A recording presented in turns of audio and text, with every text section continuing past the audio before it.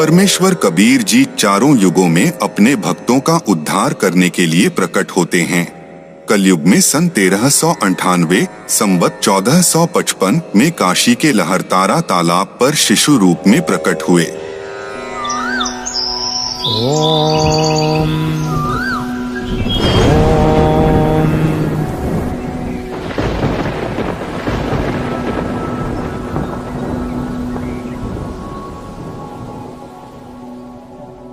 आज मुझे ये कैसा दृश्य दिखा? यह मेरी भक्ति की उपलब्धि है या मेरा दृष्टि दोष है?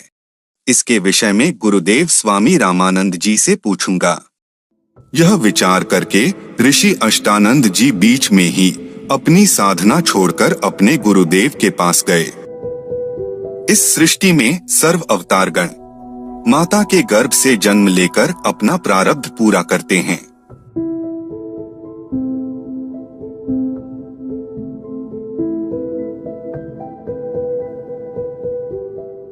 प्रणाम गुरुदेव। चिरंजीवी भवः। हे गुरुदेव, यह मेरी भक्ति की उपलब्धि है या मेरी भ्रमणा है? मैंने प्रकाश आकाश से नीचे की ओर आते देखा, जिसे मेरी आंखें सहन नहीं कर सकी। आंखें बंद हुई तो नवजात शिशु की आकृति दिखाई दी। पुनः आंखें खोली तो उस प्रकाश से पूरा सरोवर ही जगमगा गया। पश्चात वह प्रकाश तालाब के कोने में सिमट गया। मैं आपसे कारण जानने की इच्छा से ही बीच में अपनी साधना छोड़कर आया हूँ। कृपया मेरी शंका का निवारण कीजिए। हे ब्राह्मण, यह तेरी भक्ति उपलब्धि नहीं है। इस प्रकार की घटनाएं उस समय होती है जब ऊपर के लोकों से कोई देव अवतार धारण करने के लिए आते हैं। वह किसी स्त्री के गर्भ में निवास करता है, फिर बालक रूप धारण करके नर लीला करके अपना अपेक्षित कार्य पूर्ण करता है। कोई देव ऊपर के लोकों से आया है, वह काशी नगर में किसी के घर जन्म लेकर अपना प्रारब्ध पूरा करेगा। स्वामी रामानंद जी ने अपने शिष्य अष्टानंद की शंका का समाधान किया। स्वामी जी की यही धारणा थी, सर्व अवतार गण माता के गर्भ से ही जन्म लेते हैं, परंतु असंख्य ब्रह्मांडों के सृष्टिकर्ता परमेश्वर कबीर जी माता के गर्भ से नहीं, अपितु प्रत्येक युग में सदैव कभी भी कहीं भी सहशरीर प्रकट हो जाते हैं।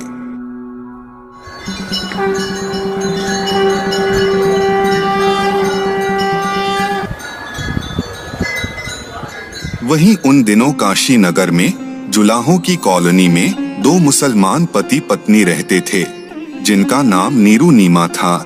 इन दोनों का जन्म ब्राह्मण कुल में हुआ था। पति का नाम गौरीशंकर और पत्नी का नाम सरस्वती था। गौरीशंकर ब्राह्मण भगवान शिव का उपासक था। शिव पुराण की कथा करके भगवान शिव की महिमा का गुणगान किया करता, जिसके फलस्वरूप पूरे काशी नगर में गौरीशंकर की प्रसिद्धि होने लगी। परंतु अन्य ब्राह्मण गौरीशंकर से ईर्ष्या रखने लगे। उस समय मुगल शासन होने से मुसलमानों का बोलबाला था। इस बात का मुसलमानों ने लाभ उठाया और गौरीशंकर का जबरन धर्मांतरण करवाया। पुरुष का नाम नूर अली उर्फ नीरू तथा स्त्री का नाम नियामत अली उर्फ नीमा रखा गया।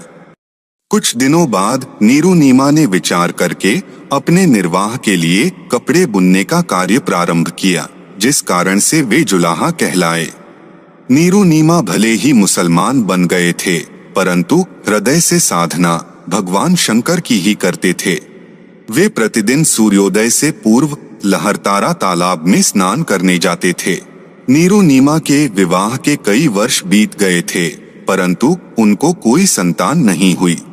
प्रतिदिन की तरह ज्येष्ठ मास शुक्ल पूर्णमासी को भी नीरू नीमा ब्रह्म मुहूर्त में स्नान करने तालाब की ओर जा रहे थे। अचानक संतान प्राप्ति की चाह में नीमा दुखी मन से रास्ते में भगवान शंकर से प्रार्थना करने लगी। हे दीनानाथ, आप अपने दास को भी एक बच्चा बालक दे दो। आपके घर में क्या कमी है प्रभु? हमारा भी जीवन सफल हो जाएगा।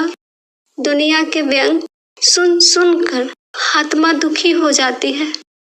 मुझ पापिन से ऐसी कौन सी किसी जन्म में गलती हुई जिस कारण से बच्चे का मुख देखने को भी तरसना पड़ रहा है। यह कहकर नीमा फूट फूट कर रोने लगी। तब नीरू ने नीमा को धैर्य दिलाते हुए कहा, हे नीमा, हमारे भाग्य में संतान नहीं है। यदि भाग्य में संतान होती तो प्रभु शिव अवश्य प्रदान करते। आप रो रो कर आंखें खराब कर लोगी। बालक भाग्य में है नहीं जो वृद्धा अवस्था में हाथ पकड़ लेता। आप मत रो, आपका बार बार रोना मेरे से देखा नहीं जाता। प्रभु की चर्चा बालक प्राप्ति की याचना करते हुए दोनों लहरतारा तालाब पर पहुंच गए। प्रथम नीमा ने स्नान के लिए प्रवेश किया।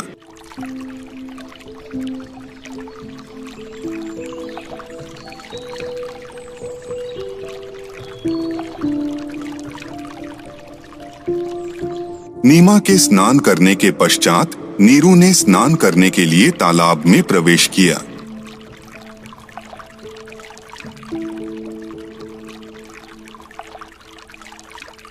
जब नीमा कपड़े बदलकर पुनः तालाब पर धोने के लिए गई तो नीमा की दृष्टि एक कमल के फूल पर पड़ी, जिस पर कोई वस्तु हिल रही थी। नीमा को लगा कोई सर्प है, परंतु उसको ध्यानपूर्वक देखा तो कोई बालक था। देखो जी देखो, एक छोटा बच्चा बालक कमल के फूल पर लेटा है, वो डूब न जाए। नीमा, बच्चों की चाह ने तुझे पागल बना दिया है। अब तुझे जल में भी बच्चे दिखाई देने लगे हैं। मैं सच कह रही हूँ। देखो, सचमुच एक बच्चा कमल के फूल पर है, वो रहा। देखो देखो। हे भगवान, यह तो सचमुच एक बच्चा है।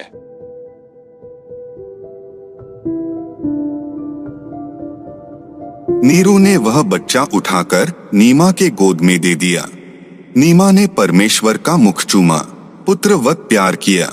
जिस परमेश्वर की खोज में ऋषि मुनियों ने जीवन भर हठपूर्वक साधना किया, परंतु उन्हें वह नहीं मिला। जिस परमात्मा का नाम लेने से ही आंखों में आंसू भर जाता है, उनके गुणों को सुनकर कंठ धर जाता है, जिसके नाम से ही शांति होती है, वो पूर्ण ब्रह्म आज नीमा के सीने से पुत्रवत लगा हुआ था। भक्तमती नीमा के शरीर में इतनी शांति महसूस हो रही थी जिसके आनंद का कोई वर्णन नहीं किया जा सकता। स्नान करने के तत्पश्चात नीरू ने बालक के बारे में विचार किया। क्या बच्चे को घर ले जाना उचित होगा? कहीं नगर के लोग ये ना कहने लगे कि किसी और का बच्चा चुरा कर लाए हैं।